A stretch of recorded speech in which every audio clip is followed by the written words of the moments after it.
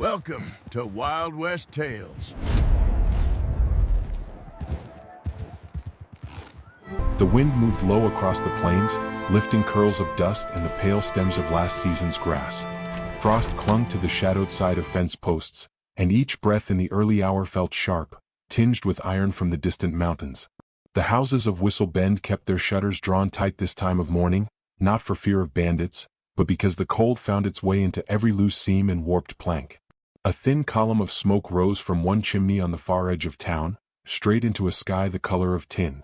Inside, the stove's small belly glowed, throwing a warm patch across the floorboards. Sarah kept her hands busy at the stove, pouring water into the dented kettle, the metal hissing where it met the heat. The house was quiet except for the faint creak as she shifted her weight from one foot to the other. Behind her, a small figure sat at the table, knees tucked up beneath her dress, hair falling forward in a dark curtain. Lily's fingers toyed with a carved wooden horse, its surface worn smooth where it had been held too often. Sarah set out 2 tin cups and glanced over her shoulder, her eyes resting on the stillness of her daughter's mouth. Months had passed since any sound, any word, had come from it. She moved to stand behind the girl, drawing the comb through her hair, dividing it into 3 neat strands for a braid. Lily didn't resist, didn't flinch, but neither did she lean back into her mother's touch the way she once had. Sarah's hands paused mid-motion, the silence between them crowding the small kitchen. She tied off the braid with a strip of cloth, then brushed her palm lightly over the crown of the girl's head before stepping away. The day's work waited. She carried the mending basket to the table and drew out a man's shirt, elbows gone thin, cuffs unraveling. Thread, needle, cloth, these were her anchors. Each stitch was deliberate, the work steady enough to quiet the mind if she let it. Outside, the wind rattled the door latch. She didn't look up when a faint crunch of boots on hard-packed earth passed her window. The sound came and went often in Whistle Bend. Miners, ranch hands, strangers on their way to somewhere else. But the sound returned, slower this time, the steps halting before her gate. She glanced toward the glass just as a figure stepped into view. A man tall, shoulders squared under a long dust-colored coat. A mule trailed behind him, pack strapped tight. His hat brim cut a shadow over most of his face. He stood for a moment looking at the house as though measuring something, then reached for the latch. Sarah rose, her fingers still looped through the handle of the mending basket. The door opened before she could reach it, and the wind slid in around him. He stepped inside the threshold but did not cross farther. His voice, when it came, was low and even. "I'm looking for lodging." She studied him, boots scuffed, coat worn but cared for, eyes unreadable in the shadow of his hat. "No rooms here," she said, her voice careful. "Blacksmith said you might point me toward a place." "I could." She rested the basket on the counter. "There's the boarding house near the livery. Ask for Mrs. Halloway." He nodded but didn't move. His gaze had shifted, not to her, but to the small figure still seated at the table. Lily's head was bent over the wooden horse, her braid lying dark against her back. The man's eyes lingered on her for a breath, then returned to Sarah. "She doesn't speak," he said, not as a question. Sarah's fingers curled against the edge of the counter. "Not for some time," she replied. "I can teach her." The words were plain, without boast or hesitation. For a moment, the air in the room seemed to draw tight. Sarah let out a short laugh, sharper than she intended. "And what would you want for that?" "Whatever you think is fair." The wind pushed against the door, and she noticed how he steadied it with one hand without looking down. Something in his stillness unsettled her, not threatening but immovable, as though he had already decided his place in this moment. "You don't even know her," she said finally. "I don't have to," he replied. His voice held no impatience, no persuasion, only certainty. She wanted to ask more, how he could know, why he would offer, but the kettle hissed its boiling and the words slipped past. She poured water into the cups, slid one toward him without thinking. He took it with a nod, fingers wrapping easily around the tin. He drank, set it down, and with a small tilt of his hat, turned for the door. After he left, the quiet seemed different, thicker, carrying the echo of his words. Lily had not looked up once during the exchange. Sarah crossed to her, crouching so they were level. "Time for the store," she murmured. Lily rose obediently, clutching the horse. In town, the boarding house stood near the livery, its front steps swept clean. She saw his mule tied outside, a coil of rope looped over the saddle. Inside the mercantile, the air was warmer but heavy with the scent of flour and dried beans. Mrs. Evans behind the counter leaned in slightly as Sarah passed, her voice pitched low enough to pretend it wasn't meant to be heard. That the stranger Mrs. Holloway's got? Quiet sort, but pays in gold dust. Odd that. Sarah didn't answer. She gathered her goods, sugar, coffee, a bit of salt pork, and kept her eyes on her list. But the whispers slid along behind her like shadows. That evening she set her mending aside earlier than usual. The sun's last light was caught in the rim of the hills, turning the snow there the color of old rose. Lily sat on the floor, horse in hand, tracing its path along the edge of the rug. Sarah watched her for a moment, the child's lips parted as though something might spill from them, then press closed again. She thought of the man's voice, the quiet conviction of it. Could someone really teach back what had been burned out of a child's voice? Could they reach past the fear and smoke and loss to find it again? The idea seemed dangerous, hope always was. She shook herself and moved to light the lamp. The flame caught and the room softened. Lily climbed into the chair beside her, the horse resting in her lap. Outside, the wind rattled the eaves again. When Sarah finally lay in bed, the covers pulled up to her chin, she found her thoughts returning, unbidden, to the way the man had stood in her doorway, still as if rooted, and the way he had looked at Lily, not with pity, but as though he saw her already whole. She closed her eyes, but the words stayed with her through the night. The first morning he came, the frost was still silvering the grass along the path to her house. Sarah saw him from the window, his stride unhurried, the mule left tied near the corner of her fence. She thought he might knock, but instead he waited, hands tucked into his coat pockets, until she opened the door herself. "I'd like to start today," he said, as though their arrangement had been agreed to in words she didn't remember speaking. Lily was at the table again, the wooden horse balanced on its side, one leg mended with wax and twine. The man's eyes went to her, then back to Sarah, waiting for permission. "You can sit," she said finally, stepping back. He chose the floor rather than the chair, lowering himself with the ease of someone accustomed to the ground. From his coat pocket, he drew a short stick, its end shaved clean, and set it in front of Lily. He made no demand, no coaxing call to her name. Instead, he traced a single letter in the dust between them, a tall, spare shape. Lily watched him, her chin low. After a moment, she reached out, her small fingers closing on the stick. She copied the mark, clumsy but true. Sarah stayed in the kitchen doorway, the kettle heating in her hands, unsure what she had expected. She had pictured questions, instructions, some firm insistence that Lily speak. Instead, he moved at her pace, letting her decide when to follow. When Lily set the stick down, he picked it up and drew another letter, his hand slow, deliberate. This went on until the kettle shrilled and Sarah turned away. She busied herself with bread and butter, but her ears kept catching the scrape of wood on floor, the soft shift of Lily's skirts. When she brought the plates, both of them looked up, and for the first time in months, Sarah thought she saw something in her daughter's face that wasn't withdrawal but focus. In the days that followed, he came in the same quiet way, never knocking, always waiting to be seen before entering. He stayed just long enough for the lesson, then rose, thanked Sarah for the tea or bread she'd given, and left without lingering. The town noticed, of course. At the mercantile, Mrs. Evans leaned across the counter, her smile thin. "That man's been calling often." Sarah kept her tone mild. "He's helping Lily." "Helping?" Mrs. Evans repeated, as though turning the word over for flaws. "You're alone out there. People will talk." "They already do," Sarah said, placing coins on the counter. She kept her gaze steady until the other woman looked away. By the time she walked home, the clouds had lowered, the air carrying the smell of snow. She found Lily and the man sitting again on the floor, the letters now strung together in short, halting words. Cat, hat, son. Lily didn't speak them, only mouthed the shapes, but it was more than she had dared days ago. That evening, while Lily slept, Sarah studied the repaired hinge on the kitchen door. She hadn't asked him to fix it, but it no longer rattled in the wind. She ran her fingertips over the smooth, newly cut pin, the work precise and strong. She wondered when he had done it.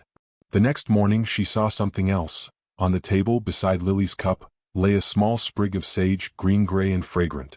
When she asked about it, he only said, "Keeps bad dreams away," and returned to the letters. Over time, Sarah began to measure her days by the rhythm of his visits. She never asked where he went after, though sometimes she imagined him at the edge of the hills, watching the light shift over the snow.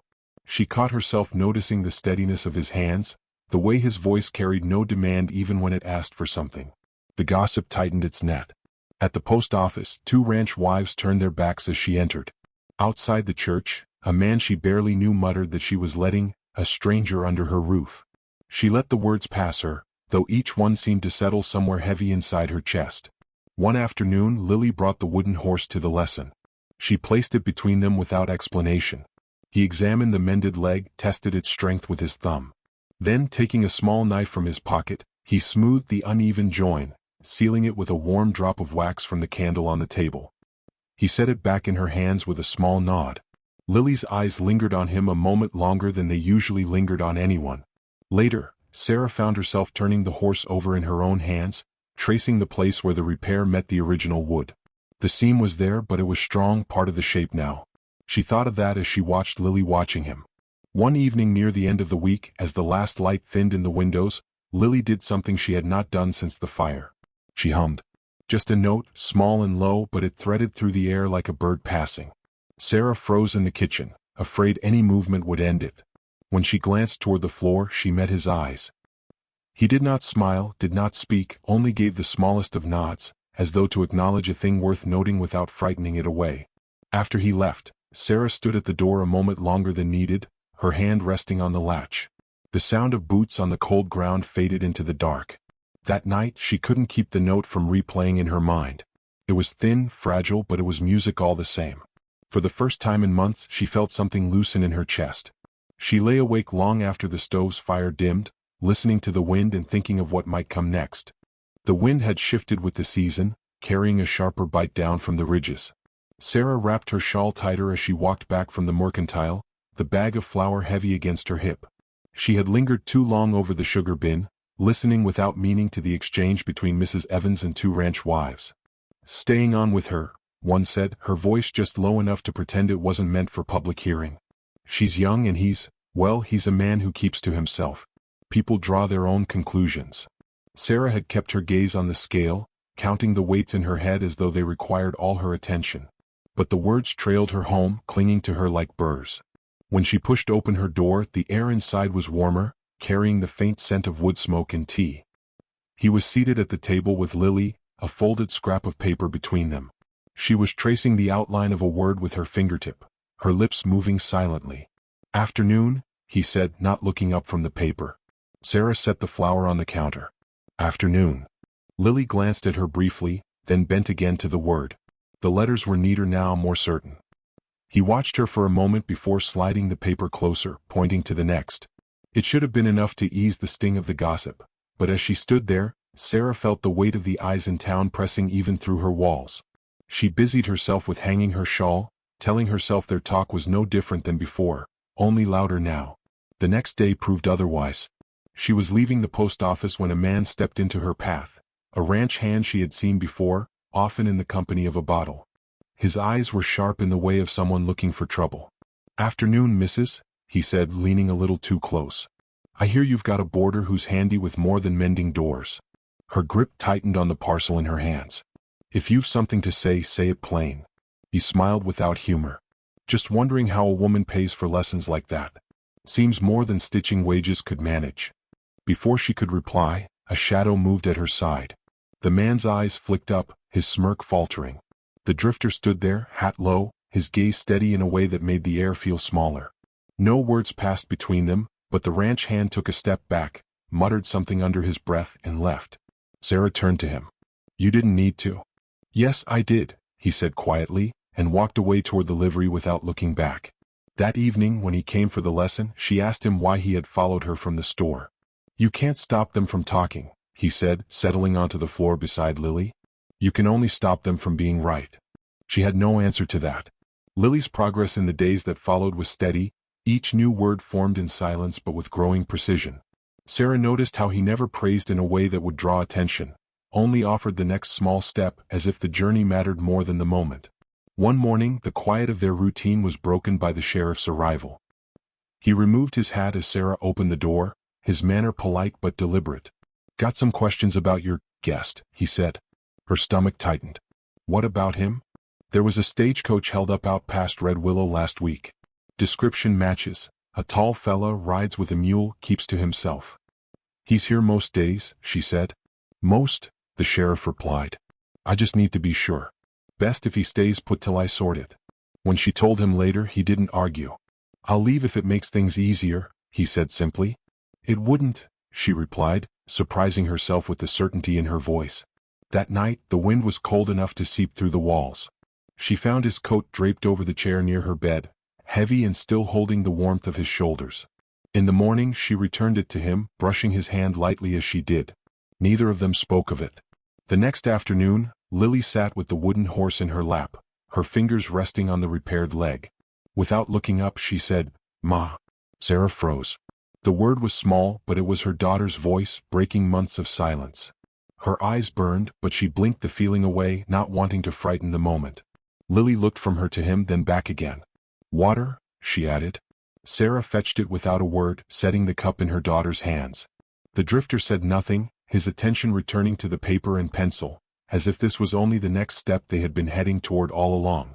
That night, Sarah lay awake listening to the wind and the faint sound of her daughter's breathing. She thought of the way the words had come, unforced, and the way he had not claimed any credit for them.